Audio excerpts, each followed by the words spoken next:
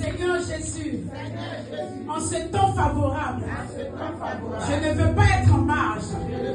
En ce temps favorable, je ne veux pas être en marge. Alors je veux me disposer et que ta parole me touche. Envoie-moi ta parole et qu'elle me guérisse, et qu'elle me restaure, et qu'elle me vivifie, et qu'elle m'amplifie, et qu'elle me fortifie. Au nom de Jésus, nous disons Amen.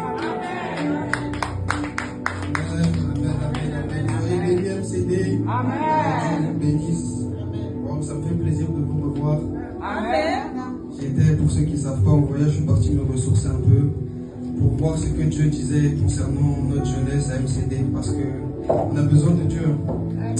Les jeunes, on a besoin de Dieu véritablement, et Dieu veut faire de grandes choses. On peut s'asseoir les mamans, que Dieu nous bénisse. Amen. On va lire rapidement dans le livre de Luc 14, versets 18 à 24. Est-ce que tu peux lire l'honneur, s'il te plaît? Luc 14, versets 18 à 24. Waouh, merci Saint-Esprit pour ta présence. À partir de maintenant, viens te mouvoir encore en ce lieu. Viens parler au travers de ma personne. Viens agir de manière glorieuse et spéciale. Merci pour cette parole. Je bénis ton Saint et je te rends grâce. Parce que maintenant, c'est toi qui parles au nom de Jésus. Amen. Luc 14, versets 18 à 24. La Bible nous dit: mais tous sans exception se mirent à s'excuser. Le premier dit: j'ai acheté un champ, je suis obligé d'aller le voir, excusez-moi, je t'en prie. Un autre dit: j'ai acheté 5 paires de bœufs et je vais les essayer, excuse-moi, je t'en prie. Verset 20, un autre dit: je viens de me marier, c'est pourquoi je ne peux pas venir. Verset 21, à son retour, le serviteur rapporta ces paroles à son maître. Alors le maître de la maison en colère dit à son serviteur: va vite sur les places dans les rues de la ville et amène-y les pauvres, les estropiés, les aveugles et les boiteux. Verset 22, le serviteur dit: maître, ce que tu as ordonné a été fait et il reste encore de la place. Le maître dit alors au serviteur: va sur les chemins le long des haies et ce que tu trouveras, oblige-les à entrer afin que ma maison soit remplie. En effet, je vous le dis, aucun de ces hommes qui avaient été invités ne goûtera à mon festin. Amen. Amen. Que Dieu nous bénisse, on peut s'asseoir. Mon sous-thème à moi, dis à ton voisin: de juif à Israël. Mon sous-thème à moi, c'est de juif à Israël. Je vais vous expliquer. Jésus était venu pour les juifs. Il n'était pas venu pour vous et moi. Dans ce verset, ce que j'aimerais que vous compreniez, les 3 personnes dont Christ parle, ce sont les juifs. C'est les 3 fois où Jésus s'est manifesté au peuple juif pour les racheter, pour les libérer. Il s'est manifesté par la loi, par les prophètes et par la grâce. Il a parlé à son peuple juif par la loi, par les prophètes et par la grâce. Mais les juifs refusaient d'entendre que ce Messie-là allait venir d'une femme. Pour les juifs, c'était impensable. Pour eux, ils se disaient que l'homme, le Messie qui va nous sauver ne peut pas venir d'une femme. Il doit descendre du ciel comme une colombe. Ce n'est pas possible que cet homme-là vienne d'une femme. Et ces 3 personnes sont semblables aux juifs. Maintenant, nous sommes Israël, parce que nous ne sommes pas des juifs. Nous sommes descendants d'Israël, nous sommes des Israélites. Et c'est grâce au sacrifice de Christ que nous avons accès au royaume des cieux. Jusqu'à là, on est tous d'accord. Dieu, qui est Dieu dans son plan parfait, qui a fait de nous des Israélites, a décidé de nous accorder sa grâce par son Fils. Et il a décidé que vous et moi, nous puissions vivre et non mourir. Or, il nous envoie, comme il a dit à ses serviteurs, aller non pas vers les Juifs, mais aller vers les brebis égarées d'Israël. Les estropiés, les aveugles et les boiteux sont les brebis égarées d'Israël. Et dans cette saison, nous avons pour objectif d'aller vers les brebis égarées d'Israël. C'est vrai que nous sommes beaucoup aux yeux de Dieu, mais Dieu veut plus. Notre but premier, que ce soit nous les jeunes ou les mamans, c'est de chercher les brebis égarées d'Israël. Chercher ces estropiés, ces aveugles, ces boiteux. Ces aveugles sont semblables à ceux qui marchent par leur vision propre. Ceux qui cherchent véritablement à faire confiance à ce qu'ils voient et non à ce qu'ils ne voient pas. Les estropiés sont semblables à ceux qui marchent en ayant perdu quelque chose. Et beaucoup d'entre nous, on marche et on a perdu quelque chose. On a perdu des proches, on a des douleurs, on est attristé comme maman l'a dit, le Saint-Esprit est venu pour nous faire du bien. on a été attristé, on était estropié aussi, on a été aveugle aussi, et on a été boiteux, parce que on trébuchait, on tâtonnait, on marchait comme on voulait. Mais le Dieu des esprits des prophètes qui a envoyé son Fils a décidé qu'aujourd'hui, on va marcher de manière droite. Dans cette saison, il a rééquilibré les choses, redisposé les choses, prédisposé les cœurs, amené les âmes à revenir à lui, de sorte à ce que nous, lorsqu'on va marcher dans la droiture et la justice de Dieu, tout ce qu'on doit récupérer, ou du moins tout ce dont on a besoin pour cette saison-là, on va le récupérer. Dieu est un Dieu admirable. Amen. Il agit d'une manière qui n'est pas forcément celle que nous on attend. Il est parti parler à ses hommes. Ils l'ont refusé. Et il envoie son serviteur, qui a l'image de Christ dans les rues, chercher des personnes qui vont venir remplir son royaume. C'est nous qui devons remplir le royaume des cieux. C'est nous qui avons été envoyés par Jésus pour peupler le royaume des cieux. C'est nous qui avons été envoyés par Christ pour que le royaume des cieux soit peuplé et que les âmes perdues, les brebis égarées d'Israël puissent revenir au Père. Parce qu'il dit dans la fin des temps, il va envoyer l'esprit d'Élie de sorte à ce que les cœurs des pères et les cœurs des fils soient, comment je pourrais vous dire ça, réunifiés ou réunis. Du moins, les cœurs puissent être ensemble. Il ramène le cœur des pères vers le cœur des fils. On est dans la saison où Dieu veut nous ramener vers lui, en tout temps, en tout lieu. Que ce soit dans ta vie spirituelle, dans ta vie sentimentale, que ce soit dans ta vie de prière. Dieu attend à ce que tu reviennes pleinement à lui, de tout ton cœur, de tout ton corps, de tout ton être, de toute ton âme, de toute ta pensée, de tout ton esprit. C'est par là que la saison favorable, tu peux l'expérimenter pleinement. Pour expérimenter pleinement les faveurs de Dieu, non seulement on doit être à l'image de ce serviteur que Dieu a envoyé dans les rues pour aller peupler son royaume, mais on doit être aussi dans la capacité de reconnaître qu'on a été comme ces personnes qu'on envoie chercher, qui nous envoient chercher du moins. On a été comme ces estropiés, on a été comme ces boiteux, on a été comme ces aveugles, on a marché par notre vue. On n'a pas cherché à voir le plan parfait de Dieu parce que nous, on avait des préoccupations. On allait dans la présence de Dieu avec nos doutes, nos craintes, nos préoccupations. Sauf que il y a une expérience qu'on doit vivre ensemble. On doit tous vivre en Christ. Parce que lorsqu'il est venu, lui qui est mort et qui est ressuscité, il nous a fait une promesse. Il a dit, à la fin, on va vivre dans des corps célestes. On aura nos âmes, nos esprits dans des corps célestes. On sera pleinement en capacité de le voir, de le louer, de l'adorer. Et je pense qu'on veut tous vivre cette expérience. Personne d'entre nous n'a envie d'aller en enfer. On veut tous vivre le paradis. On veut tous expérimenter Jésus. On veut tous vivre avec lui, pouvoir l'adorer, le louer. On a tous fait cette prière. Mais pour vivre ça, il y a une mort sérieuse par laquelle on doit passer. Parce que pour retourner au ciel, il faut que le corps terrestre pourrisse. Il faut que ton corps terrestre puisse mourir pour que tu puisses être revêtu du corps céleste. Sauf que le revêtement céleste ne se fait qu'à partir du moment où, un, tu as reconnu que tu étais estropié et deux, tu as abandonné pleinement ta chair. C'est comme ça qu'on revêtit le corps céleste. Parce que nous ne sommes pas des êtres terrestres. La Bible dit que vous n'êtes pas de ce monde. Ne vous fiez pas au siècle présent. Ça veut dire que notre vie n'est pas rattachée à ici-bas, mais elle est rattachée à en haut. Et il y a des bénédictions qu'on doit aller chercher en haut. Il y a des bénédictions qu'on doit savoir attraper, qu'on doit savoir faire descendre du ciel. Quand on parle de saison, on parle aussi de temps. Et dans chaque temps, que ce soit l'été, l'hiver, l'automne ou le printemps, vous voyez bien que le temps change. Et quand le temps change, il y a des signes climatiques qui poussent et qui te montrent que le temps a changé. C'est pareil pour nous. On voit la saison changer, mais on ne voit pas les signes du changement de la saison. On voit la saison changer, mais on ne voit pas les signes du changement de la saison. Parce qu'on ferme les yeux sur le changement véritable. Le changement véritable, ce n'est pas simplement de regarder à la nouvelle saison. C'est de regarder comment Christ est rentré dans sa nouvelle saison. Comment est-ce qu'il est passé de la mort à la vie? Comment est-ce qu'il est ressuscité? Comment est-ce qu'il a travaillé pendant ces 3 ans sur la terre? Il était jeune comme nous. 30 ans. 3 ans de ministère. Il a impacté le monde.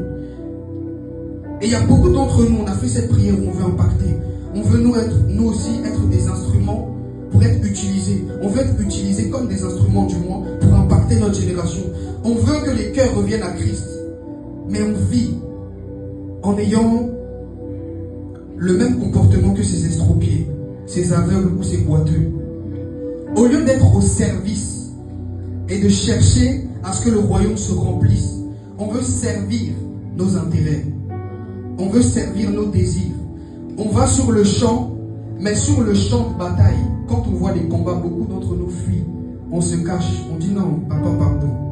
Les combats de devant là, à cause de Dieu, laisse-moi rentrer à la maison. Mais sur le champ de bataille, le combat que tu mènes, rappelle-toi que c'est pour que tous les membres du royaume des cieux puissent revenir. C'est-à-dire toutes les brebis égarées d'Israël. Toutes les brebis égarées d'Israël. Tous ces membres qui n'ont pas entendu le même message que toi. Toutes ces personnes qui n'ont pas eu cette grâce de rencontrer Jésus aussitôt que toi. Toutes ces personnes qui n'ont pas pu marcher comme Christ voulait qu'elles marchent. Mais ils t'attendent. Ils attendent que toi aussi, tu sois la révélation des fils de Dieu. Amen. Ils attendent que toi aussi, tu puisses marcher comme Christ veut.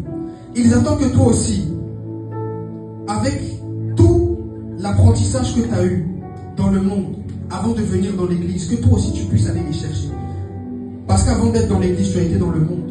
Tu n'es pas né dans l'église, sauf pour les enfants de pasteurs. Et encore, même nous, enfants de pasteurs, j'en suis la preuve. J'ai fui l'église. Je ne voulais plus venir à l'église. Je fuyais. Papa venait me chercher. Viens à l'église. Je dis non. Maman, viens à l'église. Je dis non. Je me débrouillais pour ne pas venir à l'église. Je n'avais même pas envie d'être ici. Parce que je voyais mes intérêts dans le monde. Mais le jour où le Jésus que j'annonce est venu me visiter dans ma chambre, ce jour-là, j'ai dit non. La vie que j'ai menée auparavant, ça doit servir à ce que toutes les personnes que je vais rencontrer dans le présent, je puisse les impacter dans le futur. Amen. Il y a la saison du passé, la saison du présent et la saison du futur. On a vécu le passé. On s'est rappelé des anciens enseignements. On s'est rappelé des anciennes choses que Dieu a fait dans nos vies. On a vu les bonnes nouvelles. On s'en rappelle. Dans le présent, on n'a pas expérimenté les bonnes nouvelles du passé. Et dans le futur, on veut expérimenter les bonnes nouvelles du futur. Ça ne marche pas comme ça. Rappelle à ton Dieu, comme Ézéchias a fait. La Bible dit, il s'est tourné face au mur. Il a rappelé à Dieu tout ce qu'il avait fait. Et à ce moment-là, les promesses du passé qui étaient attachées à la vie d'Ézéchias, Ézéchias a pu les vivre. Tu dois vivre les promesses du passé. Pas que attendre des promesses du présent. Parce qu'il y a des promesses que tu n'as pas vécues. Abraham, Dieu lui a fait des promesses tant qu'il était sur la terre, il les a vécues. La seule promesse qu'Abraham ne vit pas, c'est la terre promise Canaan. Parce que Canaan doit être gagné par Israël. Canaan ne doit pas être gagné par Abraham. En d'autres termes, nos parents spirituels, papa et maman, ils ont fait leur temps. Ils ont gagné les âmes. Ils ont cherché à nous unir vers Christ. Maintenant, nous aussi, on doit être comme Isaac. On doit être comme Israël. Parce que c'est d'Isaac que sort Israël. On doit être comme Isaac, comme Israël. Le passé, le présent, le futur. Est-ce que tu veux rester dans le présent? Est-ce que tu veux vivre le futur? Ou est-ce que tu veux vivre le passé? Cette question, c'est toi, tu dois te la poser chaque jour. C'est une question que je me pose. Est-ce que je veux me rappeler simplement des anciennes choses de Dieu? Ou est-ce que je veux vivre des nouvelles choses dans le présent? De sorte à ce que je puisse impacter aussi les autres. Chaque jour, quand je me relève et que je me souviens de cette phrase, que je me remémore dans mon esprit, je me rappelle que je veux vivre le futur. J'ai vécu le passé, c'est bien. Dieu m'a fait des promesses. Il m'a touché. Il a changé ma vie. Dans le présent, il a fait des grandes choses avec moi. Mais dans le futur, il m'a fait des plus grandes promesses que je dois vivre. Et chacun de nous, Dieu lui a fait des promesses. Chacun d'entre nous, Dieu nous a fait des promesses. Il a dit quelque chose concernant ta vie. Que ce soit par papa, au travers de maman, ou d'autres hommes de Dieu que tu as rencontrés. Il a dit des choses que tu dois vivre. Mais explique-moi, pourquoi est-ce que à chaque année, la promesse que Dieu fait, on ne la vit pas? On sort de l'année, avec une promesse qu'on n'a pas vue. On sort de cette année avec un désir qu'on n'a pas pu combler. Pourtant, il dit, faites de l'Éternel vos délices et il vous donnera ce que votre cœur désire. Ça veut dire que le problème vient de toi, il ne vient pas de Dieu. Le problème vient de toi, il ne vient pas de Dieu. Il y a quelque chose que toi, tu n'as pas fait pour comprendre la saison dans laquelle tu étais. Peut-être que toi, tu vivais dans la saison du passé encore. Tu te remémorais les anciennes choses. Alors que Dieu était dans un présent avec toi. Parce qu'il n'est pas dans le temps. Dieu est hors du temps. Et on est dans le kairos de Dieu. Dans le kairos de Dieu, Dieu décide de sortir de hors du temps pour rentrer dans le temps des hommes et de faire expérimenter sa grâce palpable. il a quitté son trône. Il est descendu sur la terre des hommes. Afin que toi et moi, on puisse vivre. Afin que toi et moi, on puisse expérimenter la grâce de Dieu. Afin que toi et moi, on puisse expérimenter le sacrifice palpable de Christ. Christ est descendu, il est reparti. Mais il a laissé quelqu'un.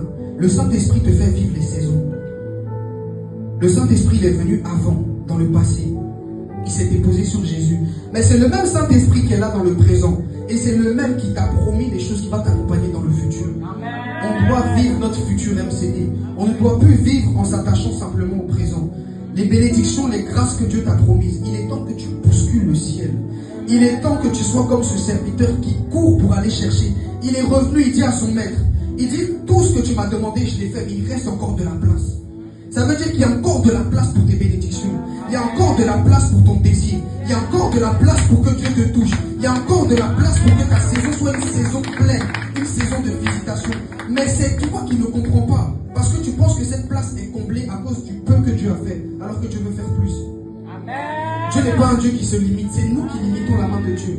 C'est nous en tant qu'hommes. On limite Dieu. On limite le témoignage que Dieu a avec nous. On limite les Écritures. On limite la pensée de Dieu révélée aux hommes pour nos vies. Parce que quand on reçoit des promesses, on se dit, mais dans la situation dans laquelle je suis, est-ce que je peux rentrer dedans? Est-ce que je peux rentrer dedans? Tu te poses des questions.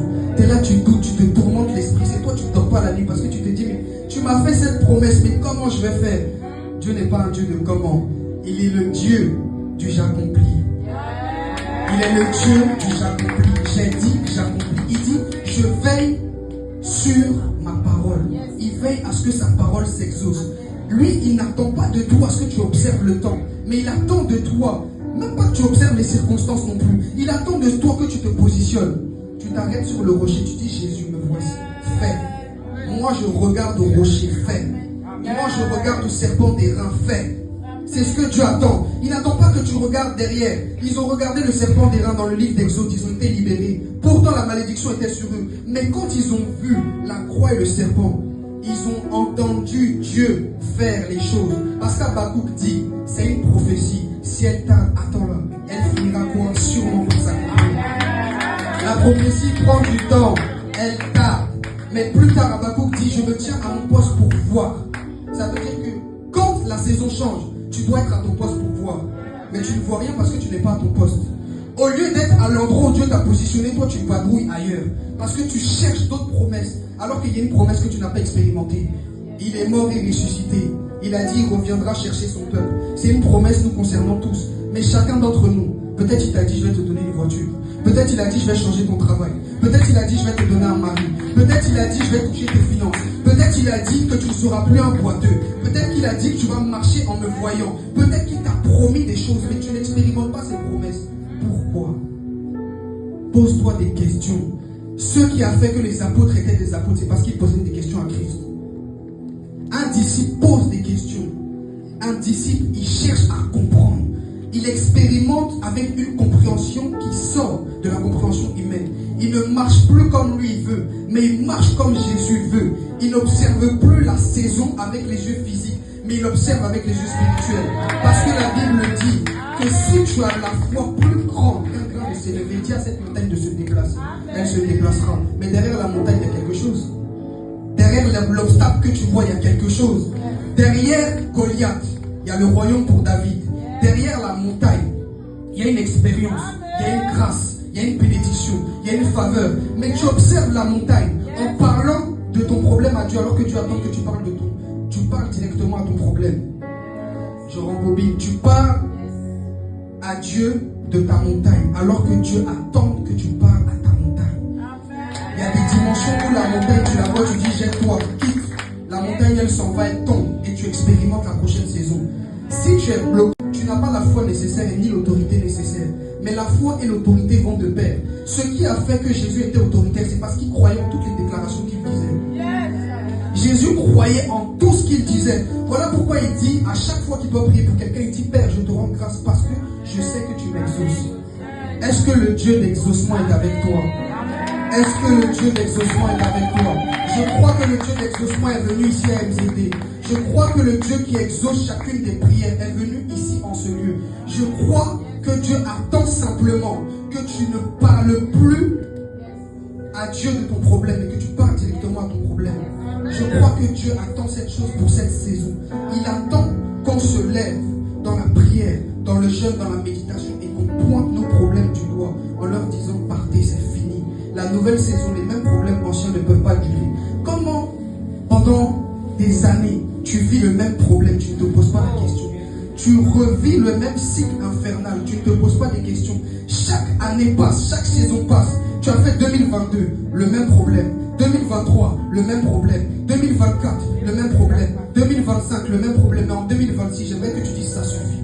La montagne doit quitter. Ça suffit. La montagne doit quitter. Ça suffit. La montagne doit quitter. Parce que lorsque la montagne quitte, tu peux expérimenter toutes les autres promesses. Canaan était caché parce que Israël est en Égypte. Israël ne peut pas voir Canaan tant qu'ils sont en Égypte. Canaan est caché. Quand Israël marche dans le désert, ils ne savent pas où est Canaan précisément. Au lieu de marcher 40 jours, ils marchent 40 ans. Parce que Israël reproduit les mêmes erreurs. Ils revivent les mêmes cycles infernaux. Parce qu'ils n'ont pas compris la saison dans laquelle ils étaient. Mais un jour, la Bible dit, la 40e année, Moïse se trouve à une montagne et Dieu lui dit, voici la terre que j'ai promis à Abraham. Amen. Maintenant mes ancêtres, les ancêtres d'Abraham vont entrer dans cette terre. Regardez, ils ont pris 40 ans, alors qu'ils devaient prendre 40 jours. Aujourd'hui, ça fait trop longtemps. Ça fait trop longtemps que tu vis cette expérience. L'année dernière, il y a 2 ans, il y a 3 ans, tu devais sortir de ce que tu vis. Tu devais vivre comme Jésus veut que tu vives. Tu devais expérimenter tes promesses, mais tu n'es pas rentré. Mais aujourd'hui, dis ça suffit, Seigneur. Aujourd'hui, ça suffit, Seigneur. Je dois vivre Canaan. Les 40 ans sont passés. Les 40 jours sont passés. Canaan est la terre promise que je dois expérimenter. Canaan est semblable à ta bénédiction que tu peux expérimenter. Canaan est la terre promise que tu dois expérimenter. Il y a une expérience qui t'attend à Canaan. La Bible dit qu'à Canaan coule le lait et le miel. Ça veut dire qu'à Canaan, il y a des bienfaits. Canaan, il y a des grandes bénédictions pour ta vie. Mais chaque année, on dit on est sorti de Mara. On arrive à Élim, mais on ne vit jamais Élim. On dit on va vivre Rehoboth. On ne vit pas Rehoboth. Vous n'êtes pas fatigué, MCD? Moi, je suis fatigué qu'à chaque fois, papa et maman disent on est sorti de Mara. On a Élim. On va vivre Rehoboth. On va vivre Canaan. Mais à chaque fois, c'est la même chose. À chaque fois, on revit la même chose. À un moment, on monte et après, on tombe. À un moment, on monte et après, on tombe. Et à un moment, on se relève. On est là, c'est nous, on est sur le sol. On se lamente, on pleure. Ce serviteur n'a pas pleuré. Il a couru, il est parti parler. Il a annoncé le message que son maître lui avait donné sans avoir crainte ni peur. Ça veut dire que nous aussi, on a notre part de responsabilité. Nous aussi, on doit parler. Nous aussi, on doit annoncer. Nous aussi, on doit dire quelque chose afin que la situation change. Parce que nous sommes les propres maîtres de notre destin. Pourquoi? Parce que nous sommes ceux qui avons la capacité de prophétiser sur nos propres vies. Si Ézéchiel a prophétisé sur les ossements desséchés, ils ont repris vie. Pourquoi est-ce que tu ne peux pas prophétiser sur ta destinée? Pourquoi toi-même tu ne peux pas déclarer une parole sur ta destinée et ta destinée change? Tu as ce pouvoir, cette capacité. C'est juste qu'elle dort. Comme la servante de Dieu Cynthia disait, Malouche elevais qui blandi li fantuminia selevais alumpa lekeria rani sevaikaria. Elle a dit quelque chose qui m'a marqué tout à l'heure. Ça ne me remonte pas à l'esprit tout de suite. Mais il y a des temps de transformation plein. Il y a des temps de pleine transformation. Et comme je le dis aux gens, je suis ce témoignage. Moi, quand Dieu m'a changé du tout au tout. Il n'y a pas eu de demi-mesure. Il n'y a pas eu d'à moitié. Il est venu dans ma chambre. Il m'a pris, il m'a façonné, brisé, positionné. Et aujourd'hui, je peux dire clairement et fortement que je suis ce que Dieu voulait que je sois. Je sais que Dieu veut plus, que Dieu attend plus. Mais je suis arrivé déjà au point où je peux être fier de moi. Je peux être fier de ce Jésus qui est venu me chercher. Et c'est ce qu'on doit vivre tous. On doit être fiers de nous. On doit pouvoir se regarder dans le miroir et dire waouh, ça fait des années, regardez ce que Dieu a fait. Ça fait des années, regardez ce que Dieu a fait. Comme je l'aime bien dire souvent quand je donne mon témoignage, je ne suis pas mieux que quelqu'un. Moi aussi j'ai péché, j'étais dans le monde, j'ai fatigué papa et maman. J'étais le pro dans ça. Morel même elle peut vous dire, j'étais le pro dans ça. Je fatiguais mes parents. C'est moi qui sors tout le temps. Je dors dehors. 4 mois passés dehors, sous le vent, la tempête, des abyssales. Un jour, papa m'a croisé avec un homme de Dieu. J'étais habillé avec une tenue vraiment, on dirait un clochard. Vraiment. L'homme de Dieu a regardé papa, il a dit c'est qui? Il a dit c'est mon fils. Il a dit homme de Dieu. Comme nous les enfants de pasteurs, c'est nous on souffre comme ça. Mais aujourd'hui, maman peut vous dire, c'est moi dans la salle de bain, je prends du temps. Il faut que je soigne mes cheveux. Il faut que je sache comment je vais m'habiller. Je me change 4 fois parce que je dois paraître présentable. Les gens, quand ils doivent me voir, j'ai toujours dit à Dieu, quand on me voit, on ne doit pas me voir moi, on doit voir le Jésus que je sers. Les gens doivent dire, non, lui là, le Jésus qui sert, il y a quelque chose. Si c'est abandonné comme ça à Jésus, c'est qu'il y a quelque chose que Jésus lui a donné. Peut-être qu'il ne m'a pas rendu millionnaire encore, mais je sais qu'il va le faire. Peut-être que je n'ai pas encore la voiture que je veux, mais je sais qu'il va le faire. Peut-être que je n'ai pas le travail que je veux, mais je sais qu'il va le faire. Pourquoi? Parce que l'homme marche par la foi. Et ce qu'il déclare, ça s'accomplit.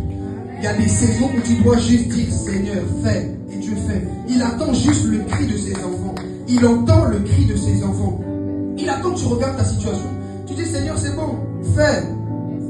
Et une fois que tu dis, Seigneur, fais, là, il décante tout. Parce qu'il dit, toute porte qu'il a ouverte, personne ne peut les fermer. Mais toute porte qu'il a fermée, personne ne peut l'ouvrir. Dieu ferme des portes intentionnellement devant toi parce que tu n'es pas préparé. Je peux répéter, Dieu ferme des portes intentionnellement devant toi parce que tu n'es pas préparé. Dans chaque saison, il y a une préparation à expérimenter une nouvelle porte. Mais avant d'arriver à cette nouvelle porte, il y a des combats, il y a des défis, il y a du manque, il y a des lacunes, il y a des choses que tu vas vivre, tu vas te tourmenter, te lamenter, mais Dieu attend que tu lèves ta tête, tu dis Seigneur, c'est pas grave, fais. Parce que dans le plan de Dieu, le diable rentre en compte. Le diable a visité Dieu alors qu'il était en réunion avec ses fils. Et Dieu a permis que le diable atteigne au bien de Job. Dans chaque saison, Dieu permet que le diable te touche. Parce qu'il attend une chose, que tu sois comme Job, que tu dises, j'avais entendu parler de toi, mais maintenant je t'ai vu. Tu as entendu parler de Jésus, mais vois-le. Et on le voit par l'expérience qu'on mène. On le voit par le changement total.